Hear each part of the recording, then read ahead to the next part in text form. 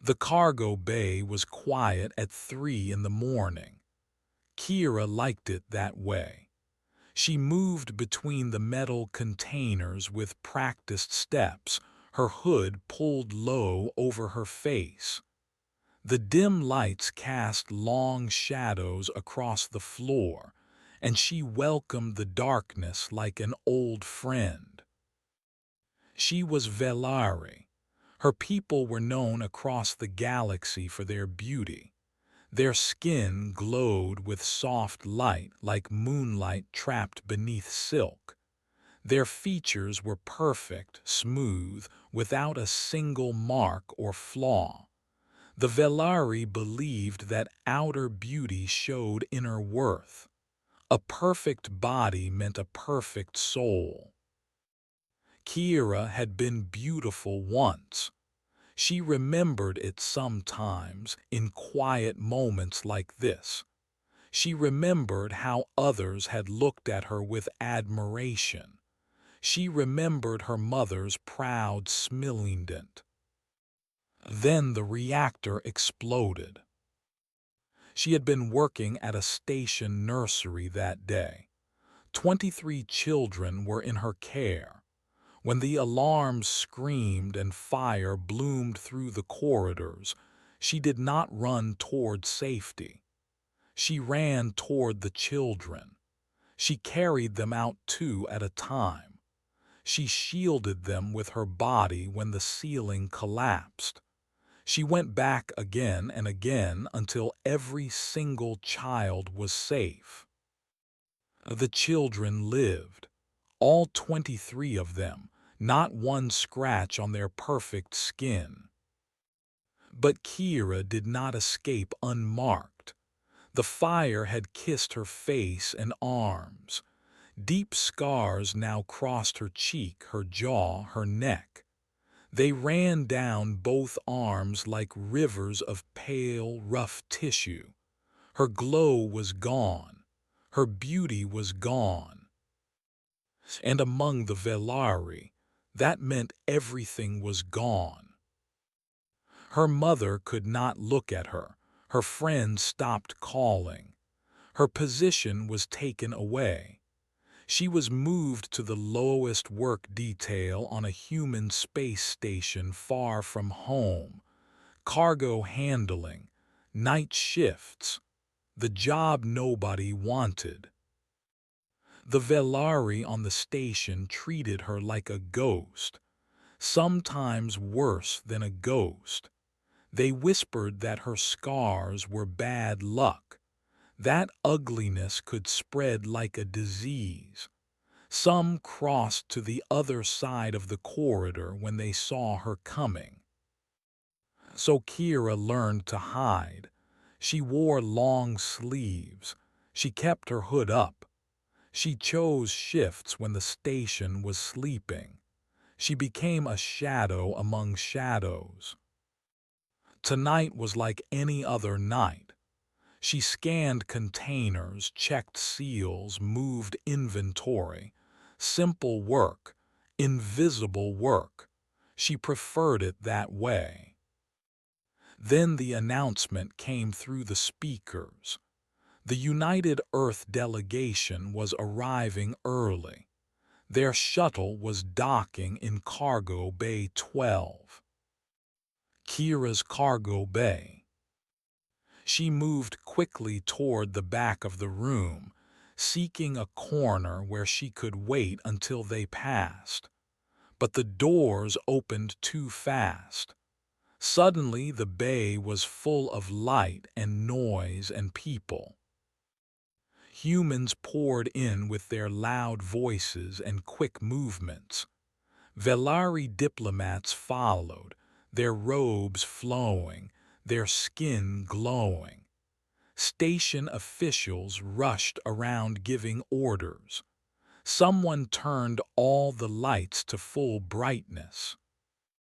Kira pressed herself against a container, trying to make herself small. And then she saw him. He walked down the shuttle ramp like he belonged to a different world. He was human, but she had never seen a human like this before. He was tall with broad shoulders and a face that seemed carved by an artist. His black hair was pushed back from his forehead. His eyes were dark and deep. When he moved, people stepped aside without even thinking about it. He was beautiful. Even by Velari standards, he was beautiful. Kira heard the whispers immediately. Do-Yun, the diplomat, the former model, the most handsome man in the United Earth Coalition. Women and men alike watched him with hungry eyes. But his face was strange. He smiled and nodded at the greetings, but the smile did not reach his eyes. He looked tired. He looked empty, like a painting that someone had forgotten to finish. Kira watched him for just a moment. Then she looked away. Beauty like his was not meant for eyes like hers to see. She turned to leave through the back exit. That was when she heard the grinding sound. A cargo container on the upper rack was moving. Its anti-gravity unit was failing. She could see the flashing red light, could hear the mechanical whine of systems dying. The container weighed 2,000 kilograms at least. Below it, a group of human workers were laughing, unaware. They could not see the danger above them. Kira did not think, she ran. She crossed the bay in seconds. She grabbed the emergency lever on the side of the rack and pulled with all her strength. The lever redirected the container's fall, sending it sliding sideways instead of straight down. It crashed into an empty space and split open, spilling machine parts across the floor. The workers stumbled back, shocked but unhurt. One of them was shaking. Another sat down hard on the ground. Kira stood there, breathing hard. Her hood had fallen back during the run.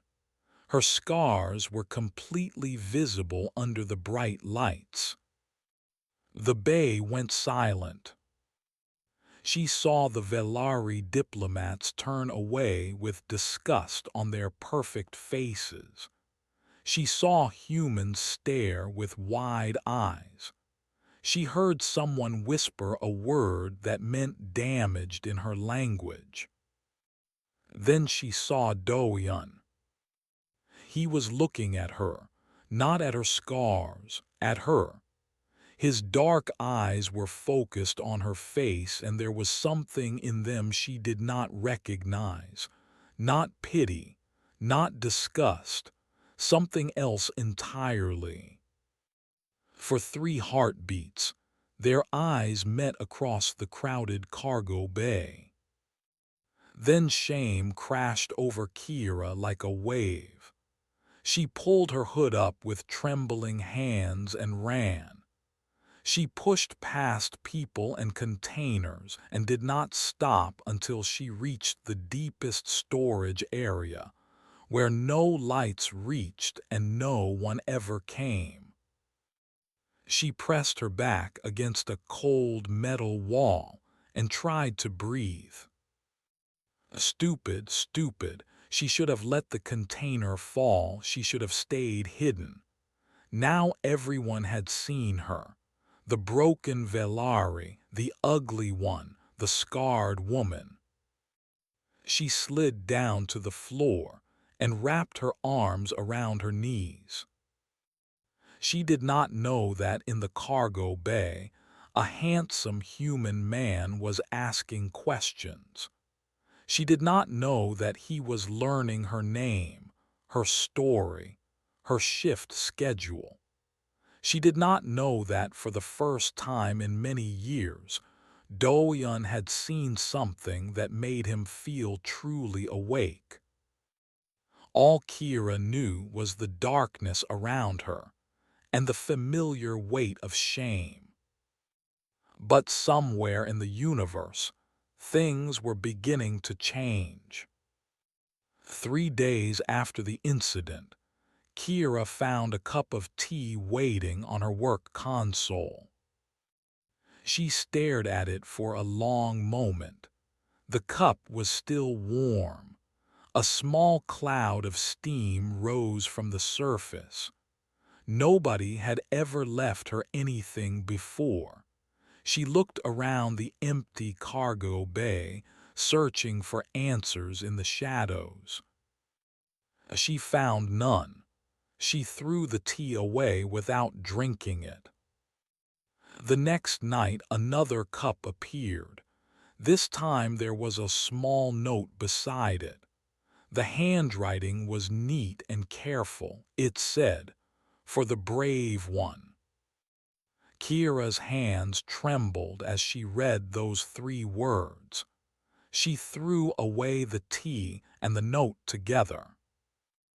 On the 3rd night, she arrived early. She hid behind a container and waited. She wanted to see who was playing this cruel joke on her. The doors opened, and Do-yeon walked in. Kira stopped breathing. He moved quietly for such a tall man. He carried a small thermos and a cup. He poured the tea slowly, carefully, and placed it on her console. Then he stepped back and looked around the bay as if searching for something. No, searching for someone. She pressed herself deeper into the shadows, but she must have made a sound because his eyes found her corner. He smiled.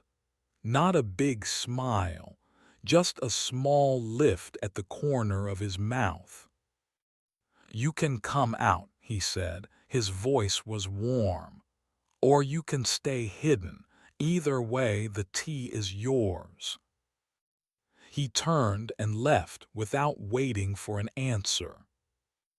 Kira stayed behind the container for 10 more minutes. Then, slowly, she walked to her console. She picked up the cup. She took a small sip. The tea was good, really good. She did not throw it away.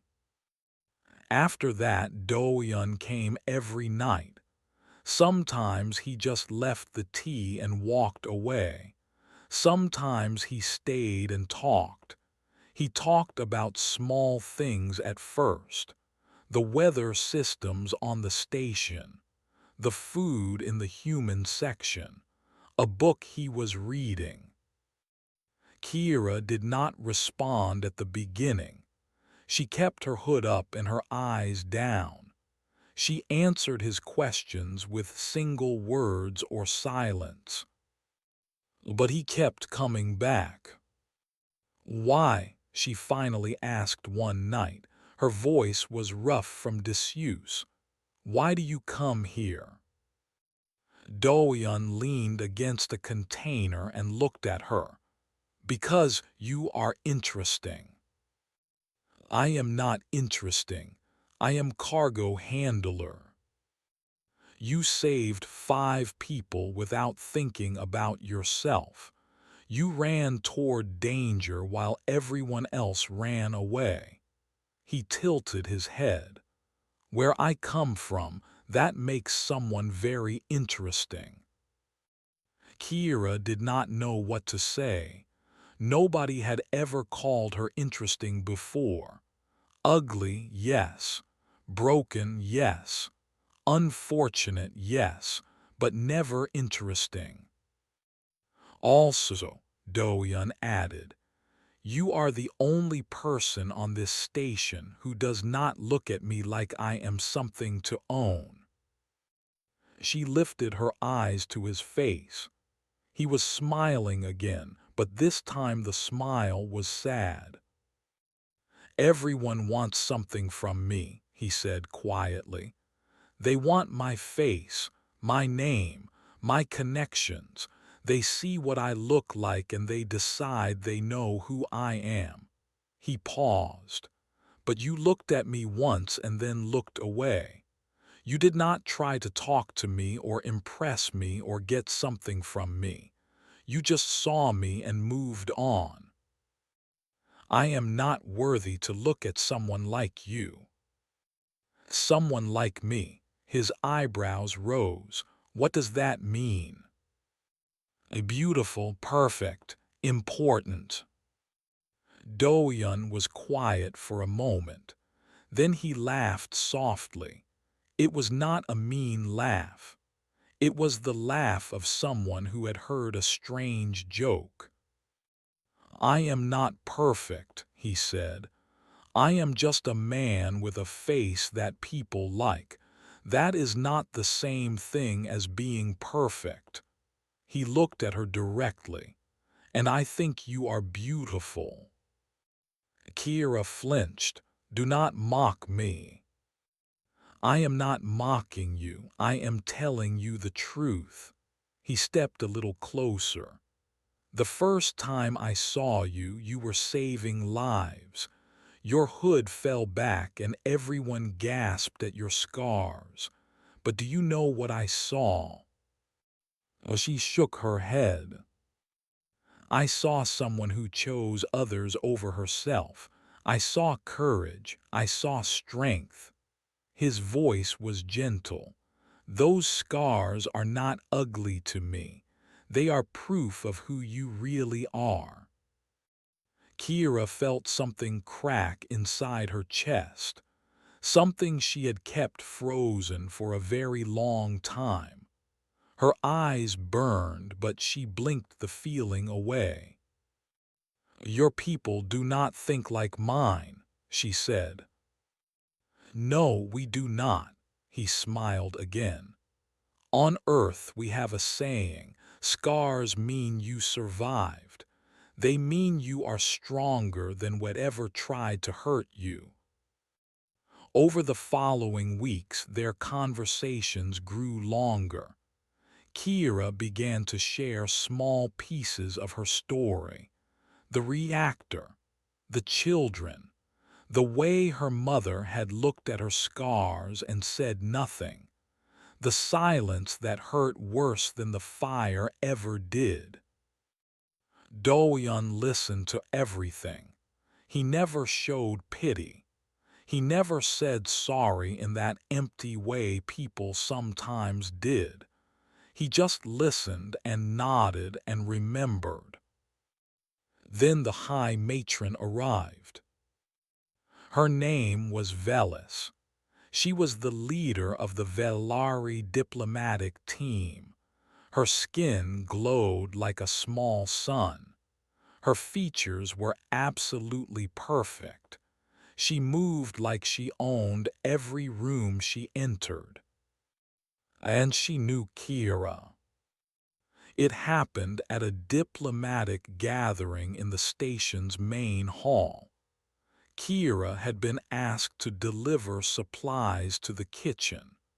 She tried to stay invisible, moving along the walls with her head down. But Velis saw her. "Stop," the High Matron commanded. Her voice was like ice. "Turn around." Kira obeyed. She had no choice. Velis was high caste. To disobey her in public would bring worse punishment than obedience. The room fell quiet. Humans and Velari alike turned to watch. Velis walked toward Kira with slow, measured steps. She reached out with one perfect hand and pulled back Kira's hood. Gasps filled the room. "This," Velis announced to everyone, "is what failure looks like among my people. This creature was once Velari. Now she is nothing, Less than nothing. She curled her lip in disgust. The broken one. We do not even speak her name anymore. Kira stood frozen. The shame was so heavy she could barely stand. Then a voice cut through the silence. Her name is Kira. Doyun stepped forward. His face was calm, but his eyes were hard. He positioned himself between Kira and Velis. And where I come from, he continued, his voice cold. We honor those who bear scars from saving children. We do not humiliate them. Velis's eyes widened. You dare. I dare. Doyun took Kira's arm gently. Excuse us, we are leaving. He walked Kira out of the hall. Behind them, the whispers exploded like a storm. In a quiet corridor, Kira finally let herself shake. Doyun did not let go of her arm. Thank you, she whispered. You never have to thank me for treating you like a person, he replied. And something in Kira's frozen heart began, very slowly to thaw. News traveled fast on a space station. By morning, everyone knew what had happened at the diplomatic gathering. The handsome human diplomat had defended the scarred Velari cargo worker. He had stood against a high matron for her. The Velari whispered with shock and anger. Who did this human think he was? How dare he interfere with their customs? How dare he treat the broken one like she was worth defending? But the humans had a different reaction. It started small. A mechanic named Nari found Kira in the cargo bay the next day. She was a short woman with strong arms and grease on her fingers. She worked in the engine section, fixing things that broke. Hey, Nari said, walking right up to Kira without hesitation. You are Kira, right? The one who saved those workers last week. Kira pulled her hood lower. I just moved a lever. You just moved a lever that saved 5 lives. Nari grinned. That is pretty amazing. She looked at Kira with open curiosity. I also heard what happened with that Velari woman yesterday, the one with the attitude. Kira said nothing. She did not know how to respond. Listen, Nari continued, I want to show you something. When you finish your shift, come to Section C, Engineering Corridor 3. I will be there. Kira wanted to refuse. She wanted to hide. But something in Nari's friendly face made her pause.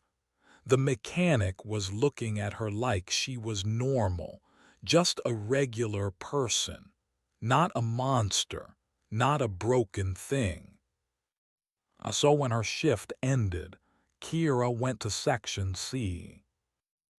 Nari was waiting with 2 other humans, a tall man with a beard named Jiho, a young woman with bright eyes named Yunji. They all worked in engineering. Come, Nari said. She led Kira to a small break room. On the walls hung many photographs. These are Earth memories, Nari explained. Photos of people we admire, heroes, survivors. Kira looked at the pictures. She saw a man with terrible burns across half his face, smiling in a uniform. A woman missing one arm standing proud beside a spacecraft. A child with scars on her legs running in a race. "What is this?" Kira asked softly. "This is what we see when we look at people like you," Jiho said. He pointed to the burned man. "This was my grandfather. He was a firefighter. He ran into a burning building 7 times to save a family. The fire marked him, but those marks were his pride." Yunji pointed to the woman with one arm. "My teacher. She lost her arm stopping a shuttle crash, saved 200 passengers. She said her missing arm was not a loss. It was a trade. One arm for 200 lives." Nari stepped closer to Kira. "On Earth, scars are not shameful. They tell stories. Stories of bravery. Stories of survival. When we see someone with scars, we do not think they are broken. We think they are strong enough to have survived." Kira's eyes filled with tears. She tried to blink them away, but they fell anyway. "I do not understand," she whispered. "My people say scars mean you were too slow, too weak, too stupid to escape harm." "Your people are wrong," Nari said simply. "Scars mean you face something terrible and you are still standing. That is not weakness. That is the opposite of weakness." For the first time in years, Kira let herself cry in front of others. Nari put a hand on her shoulder. Jiho offered a clean cloth.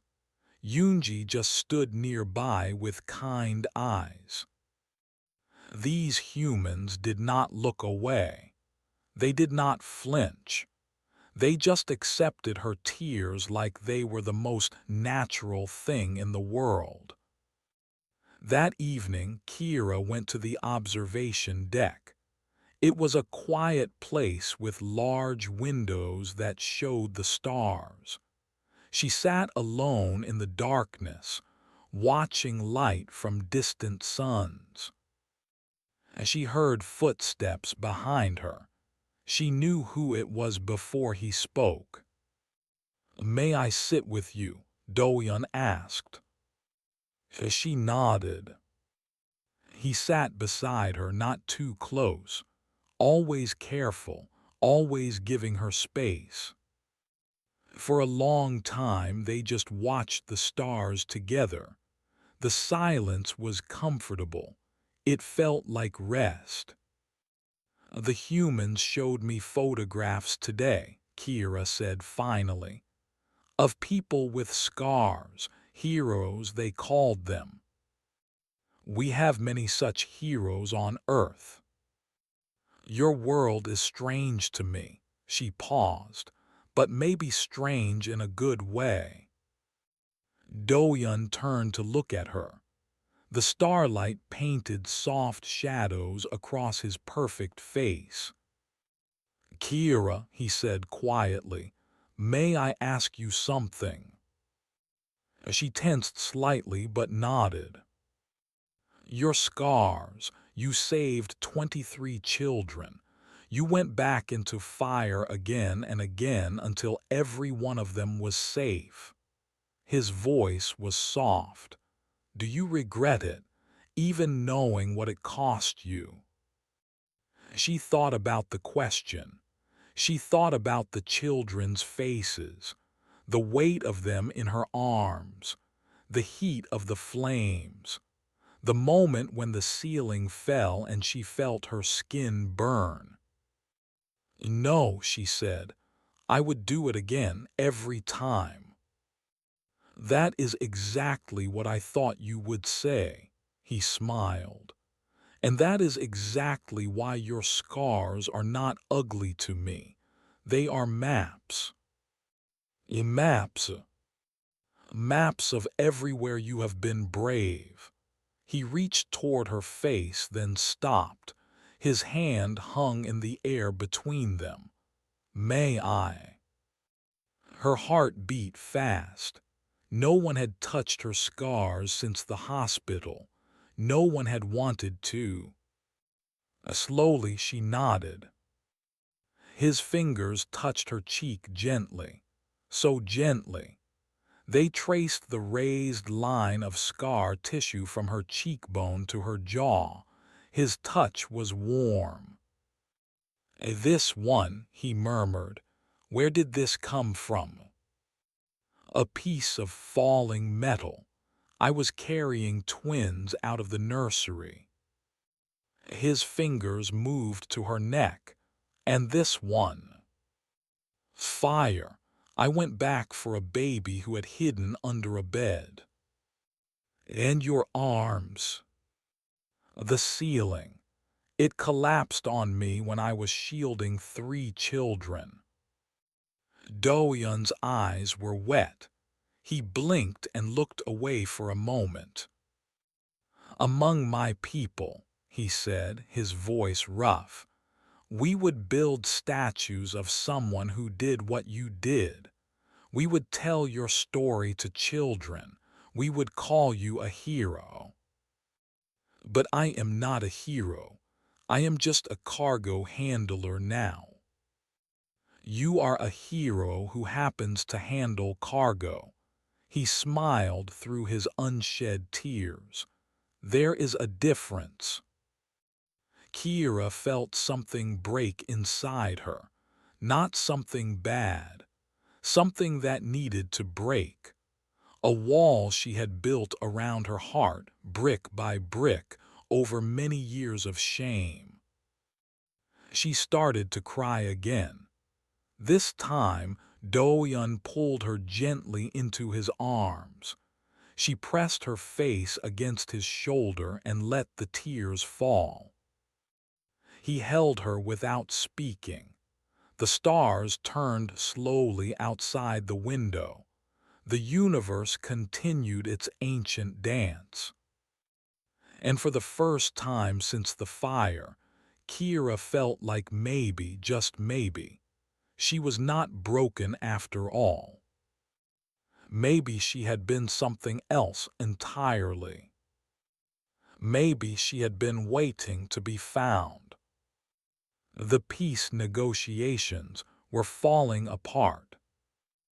High Matron Velis had found a weapon, and that weapon was Kira. It started 3 days after the observation deck.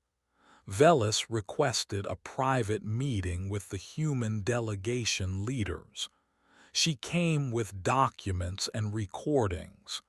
She had been watching. She knew about Do-yeon's visits to the cargo bay. She knew about the tea. She knew about the moment on the observation deck. "Your lead diplomat is romantically involved with a rejected member of our society," Velis declared. "This is an insult to the Velari people. This is an insult to me personally." The human leaders exchanged uncomfortable looks. "We fail to see the problem," said Admiral Yuna, a stern woman with gray hair. "Diplomat Do-yeon's personal life is his own business." "Then I will make it your business." Velis leaned forward. Her perfect face was cold. "Remove the scarred one from this station. Send her away. If you do this, our negotiations continue. If you do not, the treaty dies today." The room went silent. Do-yeon's assistant, Sunwoo, found him an hour later. Sunwoo was a practical man with worried eyes. He explained the situation quickly, without softening the words. "They want you to give her up. Sunwoo finished. Or at least to distance yourself publicly. Make a statement saying she means nothing to you. Velis will accept that. Do-yun stood by his window, looking out at the stars. His jaw was tight. No. Do-yun, listen to me. This treaty has been in negotiation for 3 years. It will bring peace to 17 colony worlds. Billions of lives depend on it. And you want me to purchase that peace by throwing away one innocent woman. I want you to be practical. Sunwoo stepped closer. Kira has already lost everything. What more can she lose? But you have a career, a future.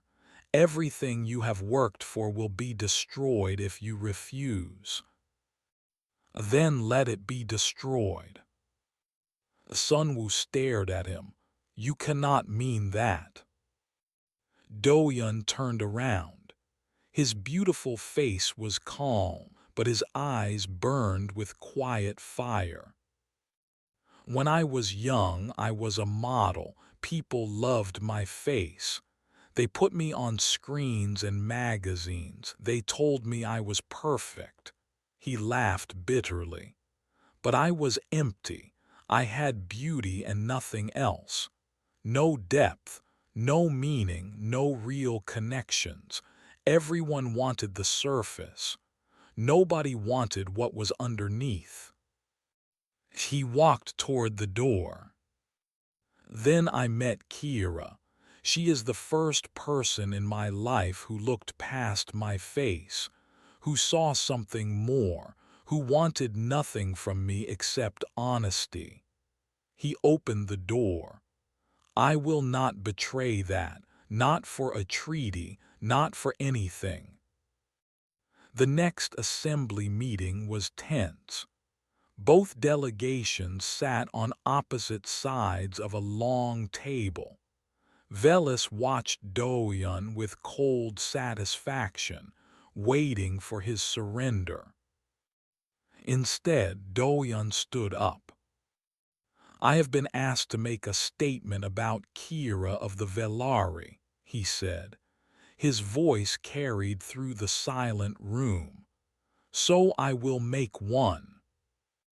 Velis smiled. Kira is the bravest person I have ever met. Do-yun's words hung in the air like thunder. She ran into fire to save 23 children. She sacrificed her beauty, her status, her entire life for others. Your society rejected her for this. You called her broken. You called her less than nothing. The Velari delegates shifted uncomfortably. Where I come from, we call such people heroes. We honor their sacrifices. We do not throw them away like garbage. Do-yun looked directly at Velis. You want us to remove her from this station because her scars offend you. You want us to prove that we share your shallow, cruel values. He shook his head slowly. We do not. Velis rose to her feet. Her composure cracked. Then the treaty is finished. My people will never sign an agreement with humans who then do not sign. The entire room turned to look at the door. Kira stood there. Her hood was down. Her scars were fully visible. She was trembling, but she walked forward anyway. Kira, no, Do-yun started. Yes. She kept walking until she stood at the center of the room facing both delegations. I have been hiding for 3 years. I have been ashamed for 3 years, but I am tired of hiding. I am tired of shame." She turned to face the Velari. "You believe that scars mean weakness, that I am broken because fire touched my skin, but I want to ask you something." Her voice grew stronger. "When the reactor exploded, where were the perfect ones? Where were the beautiful, the unmarked, the whole?" A silence. They ran, all of them ran. They saved themselves and left children to die. Kira's eyes swept across the Velari delegates. "I was the only one who stayed. I was the only one who went back. Again and again. 23 children are alive because of me. 23 families have their bobbies because I chose them over myself." As she touched the scar on her cheek, "This mark came from a piece of metal that would have killed twins. This one on my neck came from flames I walked through to find a hidden child. These arms were crushed when I shielded 3 little ones from the ceiling." Her voice broke, but she continued. "I am not broken. I am proof that I chose others over myself. I am proof of love. I am proof of courage." She lifted her chin. "If that makes me unworthy in Velari eyes, then perhaps it is Velari eyes that need to change." The room was completely still. Then Nari stood up from the human side. She put her hand over her heart in a sign of respect. Jiho stood, then Yunji, then Admiral Yuna. One by one, every human in the room rose to their feet. And then something unexpected happened. A young Velari diplomat in the back row slowly stood. Then another. Then 5 more.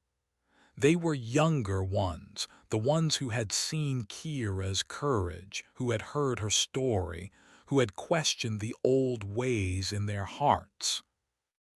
Velis watched in horror as her own people honored the scarred woman she had tried to destroy. "This assembly will continue," Admiral Yuna declared. "And perhaps it will continue in a new direction. One focused not just on borders and trade, but on understanding, on learning from each other." As she looked at Kira, "Including learning what true beauty really means."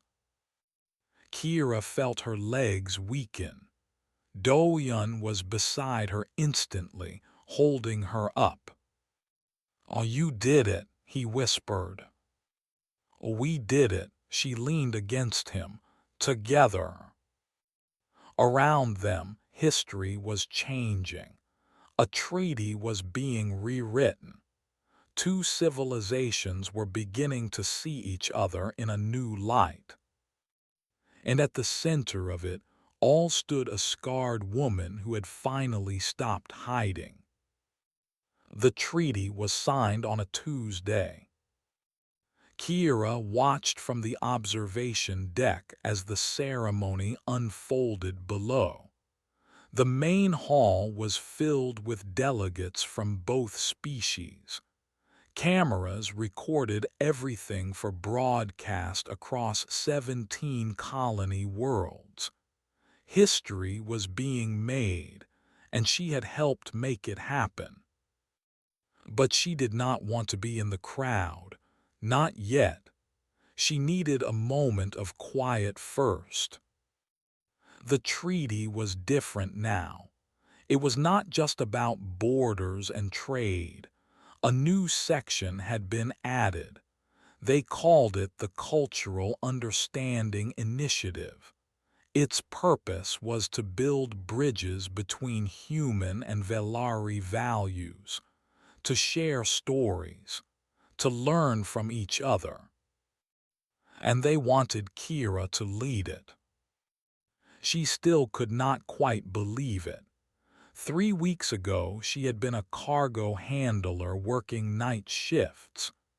Now she was being offered a position as the first cultural liaison between two civilizations. Her face, her scarred, damaged, supposedly broken face, would be seen across the galaxy. The door behind her opened. She knew who it was without looking. "You are supposed to be at the ceremony," she said. Do-Yun walked up beside her. "I was. I signed what I needed to sign. Now I am exactly where I want to be." She turned to look at him. He was wearing his formal diplomat clothes, dark fabric, clean lines. He looked like a painting come to life. "They will notice you are gone." "Let them notice," he smiled. "I would rather be here with you than down there with them." They stood together in comfortable silence, watching the stars through the wide windows. Below, applause erupted. The treaty was officially complete. "Velis is leaving tomorrow," Do-Yun said. "She requested a transfer back to the Velari homeworld. Apparently, she does not want to stay on a station that honors broken people." "I should feel satisfied about that, but I just feel tired." "That is normal. You have been carrying a heavy weight for a long time. It takes time to learn how to set it down." Kira nodded slowly. She touched the scar on her cheek, an old habit, but now the gesture felt different, less like shame, more like acknowledgement. "I received a message today," she said quietly, "from my mother." Do-Yun turned to look at her. "What did it say?" She saw the broadcast, the speech I gave at the assembly. She heard what I said about the fire, about the children. Kira's voice wavered. "She said she was wrong. She said she should never have turned away from me. She asked if I could forgive her." "What did you say?" "Nothing yet. I do not know what to say." She looked at him with uncertain eyes. "Should I forgive her?" Do-Yun was quiet for a moment. When he spoke, his voice was gentle. "Forgiveness is not about what others deserve. It is about what you need. If holding on to the pain hurts you, then letting go might help you heal. But if you are not ready, that is okay too." He took her hand. "You do not have to decide today." His fingers were warm against hers. She held on tight. "Thank you," she whispered, "for everything, for the tea, for the conversations, for standing up for me when no one else would." "You never have to thank me for that." "I know, but I want to." She turned to face him fully. "You changed my life, Do-Yun. You made me believe I was worth something when I had forgotten how to believe it myself." His eyes softened. He reached up and touched her cheek, tracing the scar there with gentle fingers. "You were always worth something," he said. "I just helped you remember." She leaned into his touch. The warmth of his hand spread through her like sunlight. "I spent so long hiding," she said. "I forgot that someone might actually want to find me." I was not looking for you, he admitted. I was looking for something real, something honest, something that was not about my face or my status or what I could offer. He smiled softly. And there you were, hiding in a cargo bay, pretending to be invisible, being the most real person I had ever met. She laughed. It was a small sound, rusty from years of disuse, but it was genuine. We are a strange pair, she said. The most handsome man and the most scarred woman. The perfect pair. He leaned closer. If you will have me. She looked into his eyes, those dark, deep eyes that had seen her truly from the very beginning, the eyes that had never looked at her with pity or disgust, the eyes that had always seen her as whole. I will have you, she said. He kissed her. It was gentle at first, soft and careful like everything he did with her. But then she pulled him closer and the kiss deepened. Her hands gripped the front of his formal clothes, his arms wrapped around her. For a long moment there was nothing else. No station, no treaty, no scars, no history, just two people who had found each other against all odds. When they finally pulled apart, they were both breathing hard. I love you, Do-yeon said. The words came out simple and true. I love your strength and your courage and your kindness. I love your scars because they are part of you. I love everything you are. Kira's eyes filled with tears, happy tears this time. I love you too, she said. Even though you are so beautiful it makes my eyes hurt. He laughed, a real laugh full of joy. Behind them the door opened again. Nari poked her head in. There you two are. The Admiral is looking for you both. They want to take official photographs. She grinned. Also, congratulations. Everyone saw that kiss. It is already on the news feeds. Kira blushed. Do-yeon just smiled and kept his arm around her. Let them watch, he said. Let everyone see. They walked out of the observation deck together, not hiding, not ashamed, just two people in love stepping into a future neither of them had expected. Behind them, the stars continued their slow dance. The universe kept turning, and somewhere across the galaxy, a mother read her daughter's message again and again, crying tears of regret and hope. 6 months later, Kira stood before a crowd on the Velari homeworld. She wore no hood. Her scars were visible to millions. Behind her hung a banner with words written in both human and Velari languages. Courage, sacrifice, true beauty. In the front row, 23 young Velari watched with shining eyes. They were no longer children, but they remembered the woman who had carried them through fire. They had requested this visit. They had wanted to see her again. Kira looked at their faces and felt her heart fill with warmth. Beside her, Do-yeon stood tall and proud. He caught her eye and smiled. Among the Velari, she had been rejected.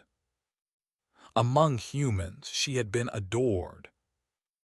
And in the end, It was humanity's strange, beautiful insistence on seeing worth in survival that had changed everything.